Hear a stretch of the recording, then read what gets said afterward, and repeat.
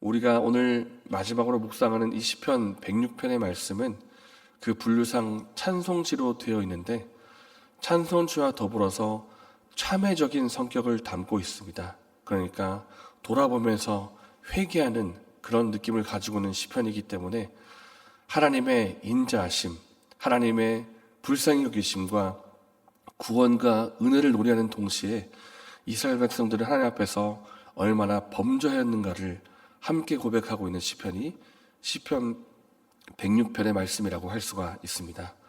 어제 본문에서는 이스라엘 백성들이 광야를 지나면서 범했던 죄를 말하고 있다고 한다면 오늘의 말씀은 광야의 끄트머리를 지나서 가나안 땅에서 어떻게 그들이 범죄하였는가를 보여주는 부분이 오늘의 말씀이라고 할 수가 있습니다.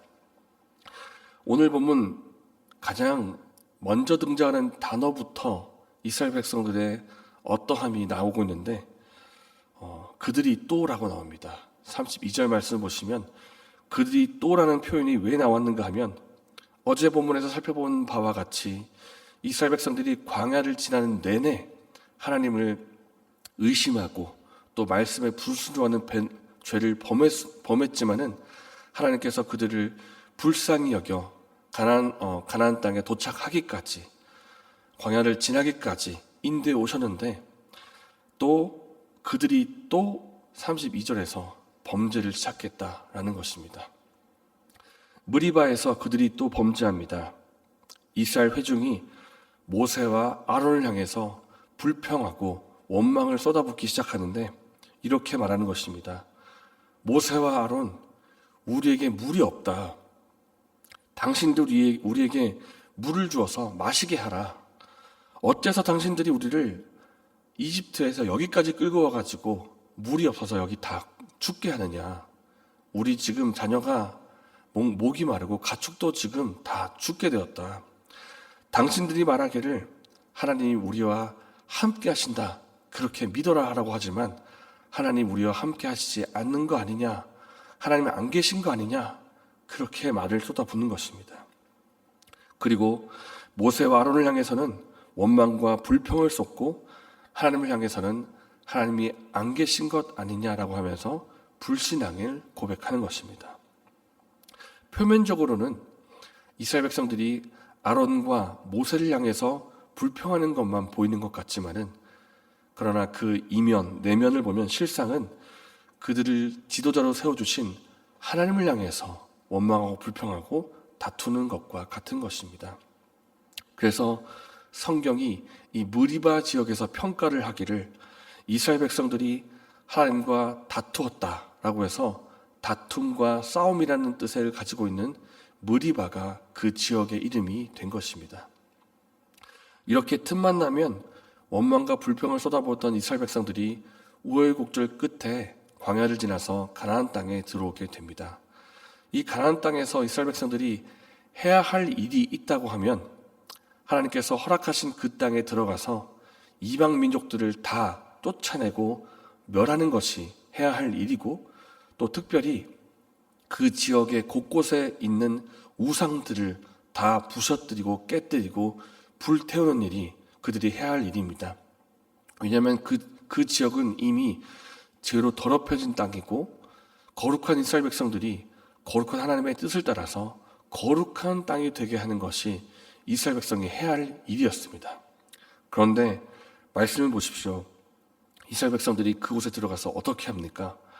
35절부터 37절까지를 보면 쫓아내야 할 가나안 족속과 함께 섞여 살면서 그들의 행위를 배웠다. 그렇게 35절에 말씀하고 있습니다.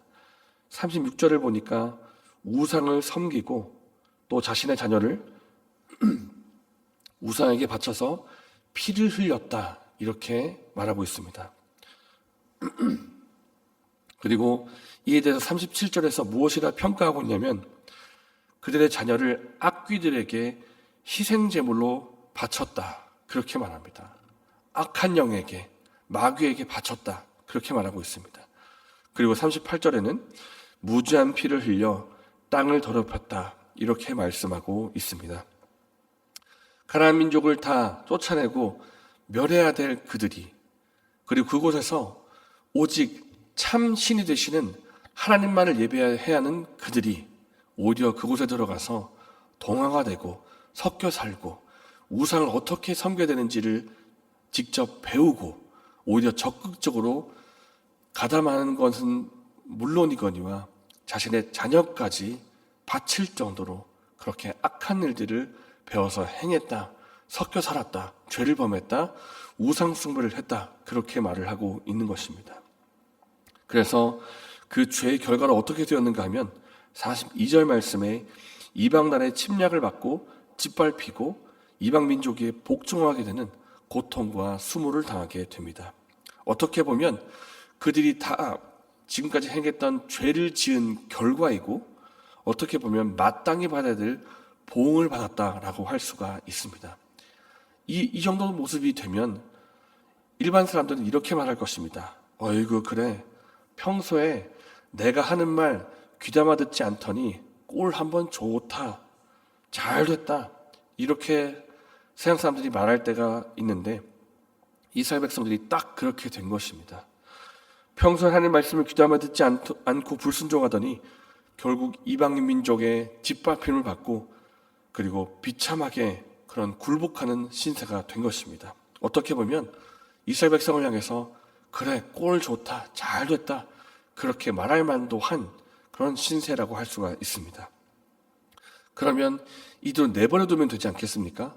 그들이 죄를 지어서 그 죄의 보응을 받아 마땅히 그렇게 된 것인데 그러면 꼴 좋다 하면서 그냥 한번 망해봐라 그렇게 하면 되지 않겠습니까?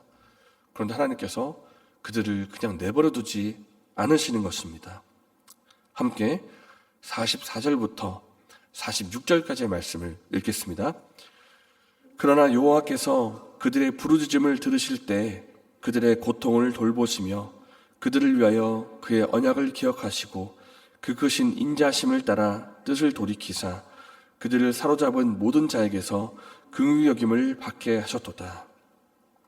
그러나 여호와께서 이스라엘 백성들은 하나님 말씀을 외면하고 하나님을 잊어버리고 우상 숭배하는 죄를 범했지만은 그러나 하나님은 그 죄 때문에 비참하게 된 이스라엘 백성들을 돌보시고 그들을 찾아가서 회복시켜 주신다라는 사실입니다. 왜 그렇게 하시는가? 이유는 하나밖에 없습니다.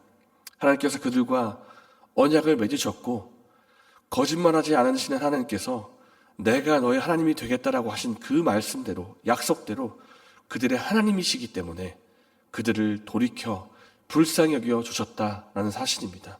하나님께서 그들의 하나님이시기 때문입니다. 우리도 마찬가지입니다.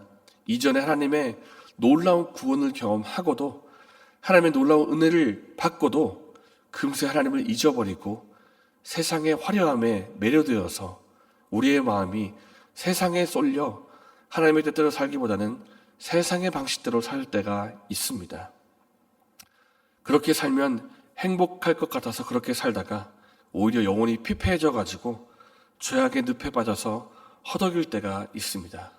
마치 이스라엘 백성들이 죄로 인해 이방인에게 짓밟히게 되는 그 비참한 것처럼 우리 또한 죄와 세상에 짓밟혀 살 때가 있습니다.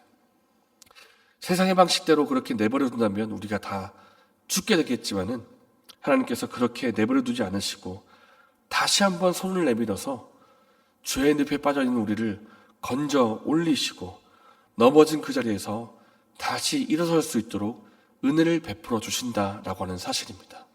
왜 그렇게 하시는가? 우리에게 있지 않습니다. 단지 하나님께서 우리의 하나님 아버지가 되시고 우리는 그분의 자녀가 되고 하나님 우리를 여전히 사랑하고 계시기 때문입니다. 이 이유에 달리 설명할 길이 없습니다. 하나님이 그저 우리를 사랑하시기 때문입니다. 우리의 마음에 하나님이 아니라 다른 것들이 들어와 있다면 이 시간 그것을 내려놓기를 원합니다. 지금도 우리를 사랑하시는 그 하나님 아버지 앞에 나아가서 그 품에 안겨 회복을 얻고 풍성함을 누리는 은혜가 저와 여러분에게 있기를 바랍니다. 이 시간 말씀을 생각하면서 이렇게 기도하기를 원합니다. 지금도 우리를 사랑하시고 회복의 은혜를 베푸시는 하나님께로 돌아가게 하여 주시옵소서. 지금까지 하나님 외에 의지하자는 것들이 있다면 내려놓게 하여 주시고 하나님께 나아가서 하나님이 주시는 은혜와 풍성함을 누리게 하여 주시옵소서. 이렇게 기도하시고 내일에 있을 예배를 위해서 기도하시고 개인적인 제목을 기도하신 후에 자유롭게 돌아가시겠습니다.